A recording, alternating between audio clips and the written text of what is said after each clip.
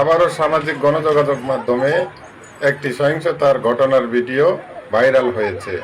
ভিডিওতে দেখা যায় রাস্তায় চাঁদাবাজির অভিযোগ, গাড়ি ভাঙচুর, ইট পাটকেল লাঠিসোঁটা নিয়ে হামলার মতো ঘটনা ঘটেছে।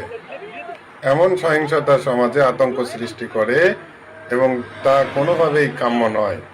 আল্লাহ না করুন ক্ষতিগ্রস্ত সেই গাড়িতে কোনো নিরীহ চালক বা কোনো যাত্রী, কারো না কারো আত্মীয় স্বজন, বন্ধু বান্ধব বা পরিবারের সদস্য হতে পারে।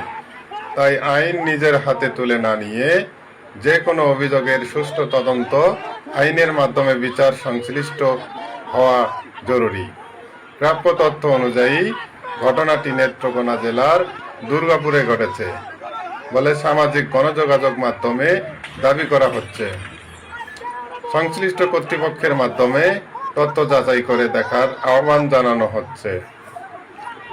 আমরা সব ধরনের সহিংসতা ও নাশকতার তীব্র নিন্দা জানাই। এতে এলাকাবাসী এবং রাস্তা পারাপারের জন্য চালক ও যাত্রী সহ সবাই আতঙ্কে আছে। বিষয়টি অতীব জরুরি।